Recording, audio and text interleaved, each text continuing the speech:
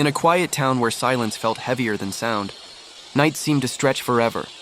Streets emptied early, doors closed softly, and darkness settled like a blanket over the homes. Yet at the corner of one narrow street, a small house refused to disappear into the night. Every evening, without fail, a single window glowed with warm yellow light, standing quietly against the darkness. People passed by it every day. Some noticed it for a moment, others ignored it completely. No one truly understood why that light was always there. Inside that house lived an elderly woman named Mrs. Eliza. Time had gently shaped her face with soft wrinkles, and her gray hair was always tied neatly back. Each evening, just before the sun disappeared, she turned on the lamp near her window and sat down in her wooden chair. She didn't watch television. She didn't check the time. She simply waited in silence, listening to the quiet breathing of the house around her. Years ago, this small home had been filled with laughter. Her son's footsteps once echoed through the hallway, and his voice brought warmth to every room. Before leaving the town, he made her a promise that stayed with her forever.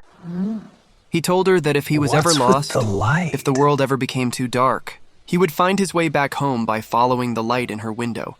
That promise became her reason. I remember the into days months. when the Months slowly world became felt years. so full of Letters stopped coming. promise. The phone never rang. Still, every night, Mrs. Eliza turned on the light. Outside, the town continued its routine, unaware of the meaning behind that small glowing window. To most people, it was just another house. But to Mrs. Eliza, it was hope made visible. Even when loneliness filled the room, she believed that as long as the light remained, the promise was still alive.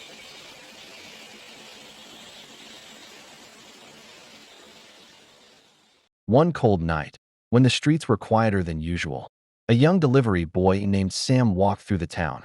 His shoulders were tired, his stomach empty, and his phone battery completely dead. Every street looked the same, and the darkness made him feel smaller with every step. Panic slowly crept in as he realized he was lost. Just as he was about to sit down and give up, something caught his eye. A warm light shining softly from a window at the corner of the street. That light felt different. It wasn't bright or loud. It felt safe, like someone was waiting. Sam followed it without thinking and stood in front of the small house. He hesitated, then knocked. The door opened slowly, and Mrs. Eliza stood there, surprised but smiling gently. She welcomed him inside as if she had been expecting him all along. She gave him water, warm food, and listened as he explained his situation. For the first time that night, Sam felt calm. Before leaving, Sam looked at the glowing window and asked her why. The light was always on. Mrs. Eliza followed his gaze and answered softly, saying that someone out there might still be searching for their way home. Her words stayed with Sam long after he left. He found his way back that night, but he never forgot the feeling that light gave him. Over time, Sam told others about the house and the woman inside. Slowly, the town began to understand. That light wasn't only for one person. It was for anyone who felt lost, tired, or forgotten. One by one, other homes began leaving their lights on at night.